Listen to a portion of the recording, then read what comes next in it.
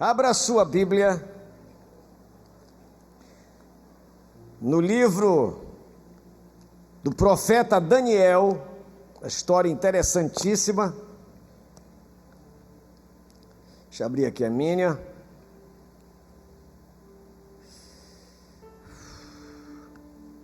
Capítulo 4, verso 34 em diante.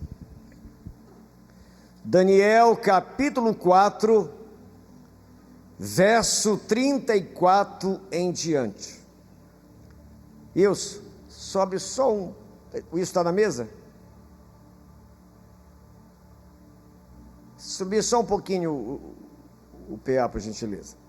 Daniel 4, 34 diz assim: Mas ao fim daqueles dias, eu, Nabucodonosor, levantei os olhos ao céu, tornou-me a vir o entendimento, e eu bendisse o Altíssimo e louvei e glorifiquei ao que vive para sempre, cujo domínio é sempiterno e cujo reino é de geração em geração. Todos os moradores da terra são por ele reputados em nada, e segundo a sua vontade ele opera com o exército do céu e os moradores da terra. Não há quem lhe possa deter a mão, nem lhe dizer: que fazes? Tão logo me tornou a vir o entendimento, também para a dignidade do meu reino, tornou-me a vir a minha majestade e o meu resplendor. Buscaram-me os meus conselheiros e os meus grandes, fui restabelecido no meu reino, e a mim se me ajuntou extraordinária grandeza. Verso 37. Agora, pois, eu, Nabucodonosor, louvo, exalto e glorifico ao Rei do céu, porque todas as suas obras são verdadeiras e os seus caminhos justos, e pode humilhar aos que andam na soberba. Digam todos amém. Põe a mão no seu coração, feche os seus olhos. Nosso Deus, lemos a tua santa, poderosa, inerrante palavra. Pedimos, Senhor, a tua graça, o teu favor, a unção do teu Espírito para discorrer sobre esse tema escolhido. Não deixe o nosso pensamento vaguear, nosso coração se desviar desse lugar, que o nosso coração tenha reverência, nossa mente aterrize aqui. Pai, toca nesse coração ansioso e ansiosa, que não para de pensar em suas lutas e batalhas que precisam ser vencidas. Dá a essa pessoa nessa noite paz, para que ela ouça a tua palavra. Que o teu Espírito Santo, Senhor, que conhece cada um de nós, fale pessoalmente ao nosso coração. Nós te pedimos e te agradecemos, em nome de Jesus. Digam glória a Deus, aplauda o Senhor bem forte, com alegria. Domingo é o dia do batismo, uma festa pública, que revela coisas privadas. Quando alguém decide se submeter ao batismo, que significa uma profissão de fé pública, ele tira de dentro do coração o que ele sente por Deus, a sua fé em Deus.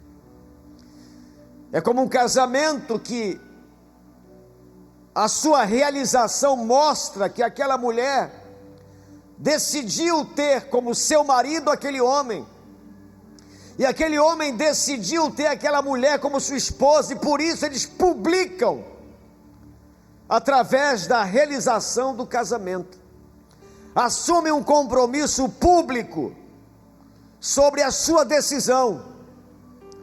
E o batismo, como diz e disse o próprio Senhor Jesus, quem crer e for batizado será salvo. O batismo em si mesmo salva? Não. O ladrão da cruz foi para o céu, para o paraíso, e não se batizou. Mas ele não se batizou porque não teve a chance de se batizar. Porque se tivesse, ele teria se batizado. Mas o batismo é uma prova que você vai expressar publicamente a decisão da sua fé. Ainda mais hoje, com as redes sociais, vão fotografar você, e você vai estar na rede social, declarando que Jesus é o Senhor e Salvador da sua vida. Diga amém e aplauda o Senhor. Por falar em salvação, o tema da mensagem de hoje é a luta de Deus na salvação de um homem. Essa história não é uma história de um homem qualquer, é a história de um rei poderoso, o mais poderoso da sua época. Ele reinava no Império Babilônico, uma potência militar, uma potência expansionista. Eles invadiam os países e tomavam os países. Fizeram isso com Israel e levaram para a Babilônia jovens preciosos, estudiosos, sábios, nobres de Israel, para estarem no palácio, para servirem ao rei. Só que esse rei, quando você estudar sobre a vida dele, ele era muito soberbo, pedante, arrogante, bicudo, extremamente avesso à humildade. A humildade não fazia parte da sua vida. Quando você estuda a vida desse rei Nabucodonosor, você encontra sinais claros de uma arrogância absurda. E esse homem, ele é marcado por Deus, como você foi marcado por Deus. E Deus começou a trabalhar para salvar esse cara, e usou algumas medidas para alcançar o coração desse homem. Porque Deus não é como você, como eu, que quando encontra pessoas, como diz o ditado, essa peça torta, a gente se afasta ou evita. Deus é diferente. O próprio Jesus disse que ele veio para os doentes e não para aqueles que se acham saudáveis. E ele começa a mirar no rei Nabucodonosor para tentar atrair o seu coração, como tenta atrair o coração de todos nós. E as mesmas medidas que Deus tomou para salvar esse rei soberbo, pedante, arrogante, são as mesmas que ele usa para salvar qualquer pessoa, inclusive você e a mim. Quais são as medidas que ele tomou para salvar o rei Nabucodonosor, para tirá-lo da idolatria, da arrogância, para tirá-lo de uma vida sem Deus, para arrancá-lo do seu trono de soberba e transformá-lo em um homem humilde e temente a Deus? Quais foram essas medidas que ele tomou para salvar o rei?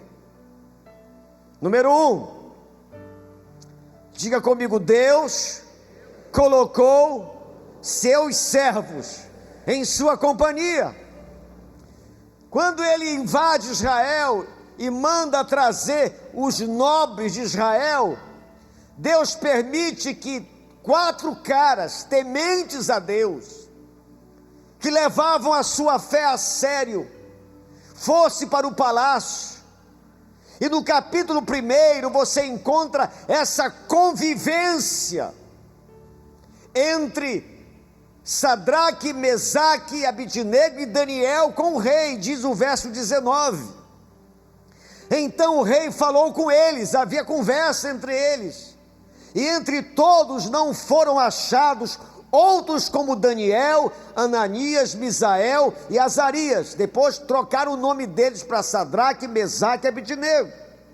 Por isso passaram a assistir diante do rei, se tornaram próximos ao rei. Verso 20: em toda a matéria de sabedoria e de inteligência, sobre o que o rei lhes fez perguntas, os achou 10 vezes mais doutos do que todos os magos e encantadores que havia em todo o seu reino.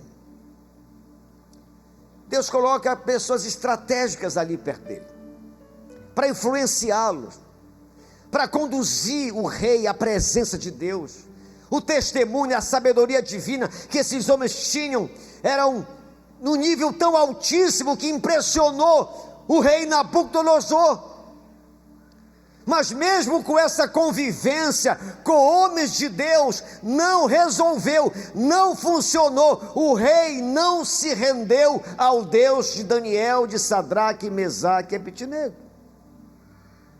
Isso acontece hoje. Deus, ele levanta homens e mulheres que são dele, servos de Deus, e coloca estrategicamente na trajetória da sua vida, para falar do amor dele, para falar do caminho da salvação, para te apresentar o Messias, como a Bíblia apresenta.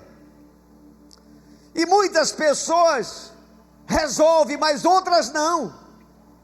O cara convive com homens e mulheres de Deus, às vezes tem uma esposa que é uma serva de Deus em casa, às vezes é um filho, é um sobrinho, é um parente, é um amigo da faculdade, do colégio, do trabalho, da empresa, e Deus coloca, mas mesmo assim, alguns não se rendem.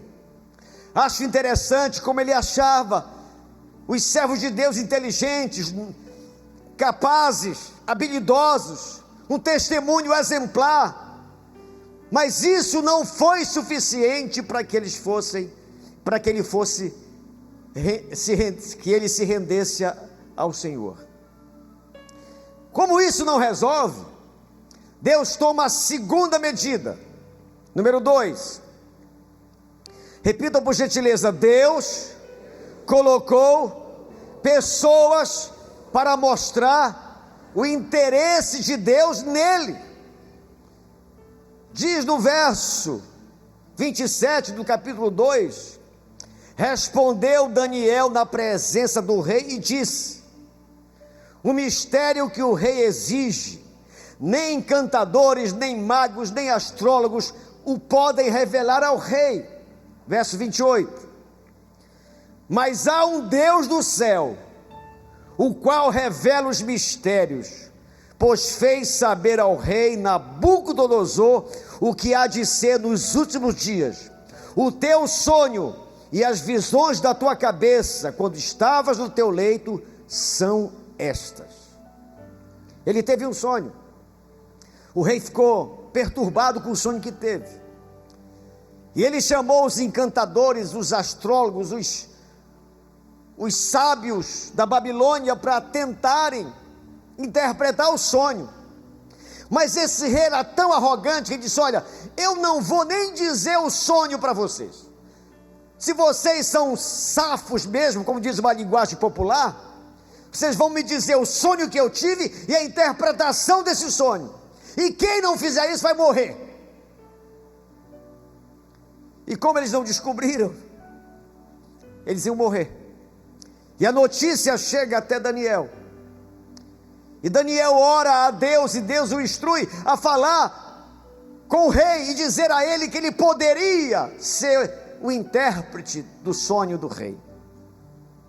A notícia chega ao rei, e Daniel é levado à presença do rei, e o rei não conta o sonho para ele, mas Deus já tinha contado. E não somente o sonho, mas como a interpretação. E quando Daniel interpreta o sonho de Nabucodonosor, no verso 47 do capítulo 2, olha que o rei disse para Daniel. Disse o rei a Daniel: certamente o vosso Deus é o Deus dos deuses e o Senhor dos reis e o revelador de mistérios, pois pudestes revelar este mistério. No outro capítulo, o cara deixa essa empolgação e volta à sua vida soberba e arrogante. Foi uma empolgação, e isso acontece hoje. Deus, ele coloca pessoas próximas a cada um de nós para mostrar a nós que ele está interessado na nossa vida, e começa a fazer coisas na sua vida através de amigos e amigas de Deus. E mesmo assim, alguns não se rendem a Deus, como Nabucodonosor não se rendeu. Ele se empolgou, disse: olha, o teu Deus é o top, é o revelador de mistérios, e é isso, é aquilo, mas ficou só no discurso, não quis se render a Deus. Não foi suficiente a revelação do seu sonho e o mistério revelado por Daniel na vida desse homem. Vejam a luta de Deus para salvar esse cara. Aí Deus toma a terceira medida. Diga comigo: Deus colocou pessoas perto dele para mostrar o seu poder. O que é que aconteceu aqui? No capítulo 3, ele é orientado a fazer uma estátua que representasse ele mesmo. Foi aconselhado, ele era tão poderoso, que ele se achou um Deus. E ele mandou construir uma estátua e marcou o dia da consagração da estátua. Estabeleceu como senha para o momento da consagração é que a orquestra sinfônica da Babilônia, quando tocasse, todos deveriam se dobrar. Caso contrário, seriam mortos, lançados da fornalha de fogo ardente. Chegou o dia da consagração. A orquestra sinfônica começou a tocar, e muitos, aliás todos, se dobraram diante da estátua, exceto Sadraque, Mesaque e Abednego. A informação chega ao rei, e o rei gostava muito dos rapazes. Havia uma convivência amistosa, uma amizade forte entre eles, e ele, mesmo tendo a chance de mandar matá-los, ele dá uma segunda chance para os meninos, e chega com eles e diz: olha, talvez, parafraseando o que aconteceu, vocês não entenderam bem o meu recado, talvez o meu marketing não foi claro, a minha publicidade não chegou até vocês não estão sabendo que se vocês não se dobrarem, vocês morrerão. Vou mandar tocar de novo, e quando começar a tocar, por favor, se dobrem diante da minha estátua. E os rapazes disseram: quanto a isso, rei, não há conversa, não há negociação. Se o Deus a quem servimos quiser nos livrar da tua fornalha ardente, joia. Mas se ele não quiser, fica sabendo, ó rei, que nós não nos dobraremos diante da tua estátua. Diga glória a Deus e aplauda Jesus.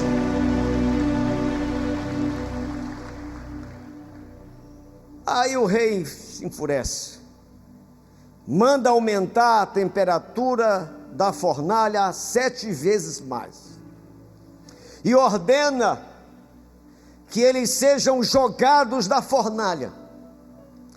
Era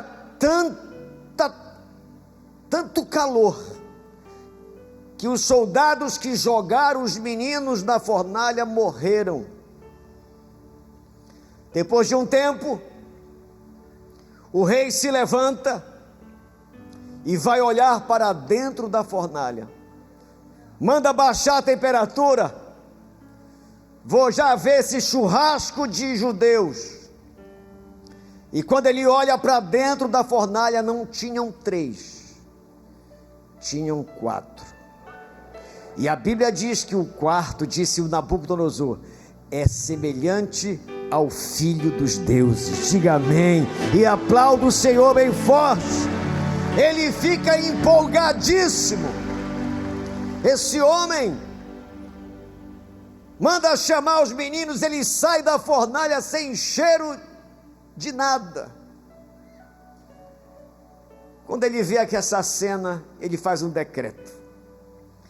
Daniel 3, 29 e 30. Olha o decreto dele.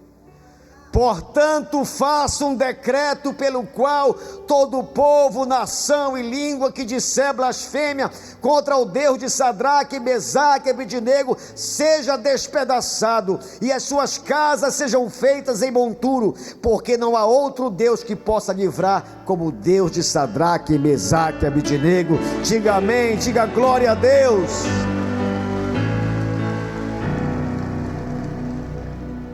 Só que o Deus era o Deus de Sadraque, Mesaque e Abednego. Quando você continua lendo a história, o cara não se rende. O Deus de Sadraque, de Mesaque e Abednego não se torna o Deus dele. Isso acontece hoje. É o Deus da minha esposa, do meu marido, o Deus do meu líder, do meu amigo. Para mim ele não é o meu Deus. Eu ainda não o tornei o Deus da minha vida, eu ainda não me posicionei e não me decidi por esse Deus. Eu gosto de estar aqui, eu gosto da música, eu gosto de ouvir, é bom estar aqui. O Deus desse povo é um Deus maravilhoso, mas ainda não é seu. Mesmo vivenciando esse milagre, na cara dele, o rei não se rende a Deus. Não foi suficiente ele contemplar o milagre. E eu já vi isso aqui acontecer todo ano aqui. Conheço pessoas que chegaram aqui sem nada, como diz o ditado, sem lenço e sem documento. E vieram para cá e começaram a ter a sua vida abençoada, transformada, as coisas acontecendo, os milagres se manifestando, casamento restaurado, finanças restauradas, saúde restaurada, mas fica só nisso. E quando fica só nisso, o seu prazo de validade de frequentar esse lugar acaba, porque você não se rendeu a esse Deus. Mesmo vendo, vivenciando e até provando milagres na sua vida, você não se decide por ele. Como o rei, ele viu o milagre na frente dele. O fogo não consumiu os servos de Deus, e ainda apareceu um ser celestial dentro da fornalha. Ele viu, fez um decreto, mas não se rendeu ao Deus do decreto que ele fez. Você olha a vida dele, continua sendo o cara mais arrogante, mais pedante, mais nojento da história. E quando isso acontece, Deus toma a última medida. É o maior ato de amor de um Deus, e você que é pai vai entender muito melhor do que eu estou dizendo. Em quarto lugar, diga comigo, Deus colocou uma situação adversa na última tentativa de salvá-lo. Quando Deus percebeu, ele manda servos dele, revela o sonho do cara, mostra um grande milagre na frente dele, não resolve, mas como Deus luta para salvar todos nós, se faz necessário dizer o ditado cristão que diz: quem não vem pelo amor, vem pela dor. Diz o verso 29 do capítulo 4. Olha, diante de tantas experiências com Deus, olha o que esse cara foi capaz de dizer. Ao cabo de 12 meses, passeando sobre o palácio real, na cidade de Babilônia, verso 30, falou o rei e disse, o cara chegou no pátio do palácio, olhou para a Babilônia e disse: não é esta a grande Babilônia que eu edifiquei para a casa real, com o meu grandioso poder, e para a glória da minha majestade? Diz o verso 31, falava, o cara começou a falar bobagem, mas falava ainda o rei, quando desceu uma voz do céu, e disse: já passou de ti o reino. Verso 32, serás expulso de entre os homens, e a tua morada será com os animais do campo, e far-te-ão comer ervas como os bois, e passar-se-ão 7 tempos por cima de ti, até que, diga, até que aprendas que o Altíssimo, o verdadeiro, tem o domínio sobre o reino dos homens, e o dá a quem quer. O cara chegou no nível de soberba tão grande, e se tem uma coisa que a Bíblia diz que Deus não divide, é a sua glória. Quando você estiver dando certo na vida, prosperando, vencendo, realizando os teus sonhos, não esqueça de dar glória a Deus.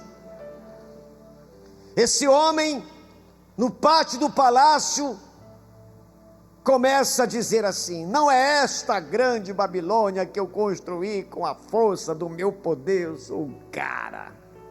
Na mesma hora, Deus disse: basta. Ele adoece com uma doença chamada licantropia. A pessoa se sente um bicho, vive como bicho, se comporta como bicho. Ele sai do palácio, vai morar na floresta com as feras do campo, e passa ali um tempo enorme. O grande rei, o poderoso rei, o luxuoso rei, começa agora, por causa da sua soberba, vivendo entre os animais, comendo, suas unhas cresceram, seus cabelos cresceram, se tornou uma fera, um bicho. E Deus permitiu isso, com o seu último ato de amor. Você que é pai sabe disso. Às vezes você aconselha um filho, a filha, e conversa, e aconselha, e ora, e jejua, mas tem uma hora que a gente diz: basta, esse moleque vai ter que sofrer para aprender. E ele ali, na floresta, vivendo como animal, como um bicho, tem uma hora que acontece o seguinte, verso 34, mas ao fim daqueles dias, eu, Nabucodonosor, levantei os olhos ao céu, tornou-me a vir o entendimento. Ele teve um quê? Ele voltou ao normal, num momento sutil. O entendimento dele voltou. Deus deu uma chance para ele. E o que é que aconteceu? E eu bendisse o Altíssimo, louvei, glorifiquei ao que vive para sempre, cujo domínio é sempre eterno, e cujo reino é de geração em geração. Verso 35: todos os moradores da terra são por ele reputados em nada. Ele se enxergou. Segundo a sua vontade, ele opera com o exército do céu e os moradores da terra. Não há quem lhe possa deter a mão e nem lhe dizer: que fazes? 36: tão logo me tornou a vil entendimento, também para a dignidade do meu reino, tornou-me a via a minha majestade e o meu resplendor.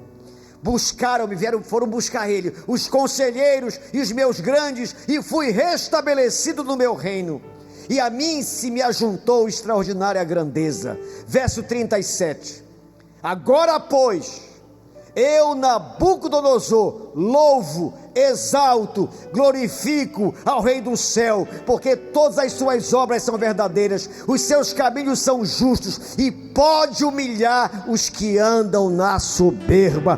Diga amém e aplauda o Senhor, diga glória a Deus. Aí resolveu, a dor fez ele se render, que só um convertido louva, glorifica, confessa a soberania de Deus, testemunha a sua restauração e adora a Deus. Mas não precisava isso. Ele teve todas as chances da vida dele. E você que está aqui hoje, em que estágio Deus tem lutado para salvar você? Talvez o primeiro estágio, você chegou aqui porque Deus usou pessoas para que você ouvisse essa palavra. Talvez alguns estão no segundo estágio,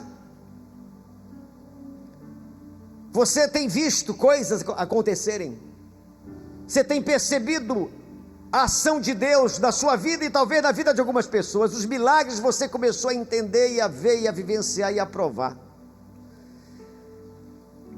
Talvez você esteja no outro estágio. Você já vivenciou uma experiência pessoal com Deus. Você foi tocado por Ele. O poder de Deus atingiu você, penetrou em você. Talvez um dia você chegou aqui pela primeira vez, ou pela segunda ou terceira vez, de repente Deus me usou, ou usou um pastor para falar, e você deve ter dito: como é que esse cara sabe da minha vida? É Deus dizendo e mostrando que Ele te ama, e que Ele tem poder na sua vida. Ou talvez alguns aqui estejam no quarto estágio, você está sofrendo muito, a dor tem sido a tua companhia, tuas noites têm sido péssimas, o seu olhar para o amanhã não tem esperança, você está vivendo mal. Não importa o estágio que você está, assim como Deus lutou para salvar esse homem pedante e arrogante, Ele está lutando para salvar você.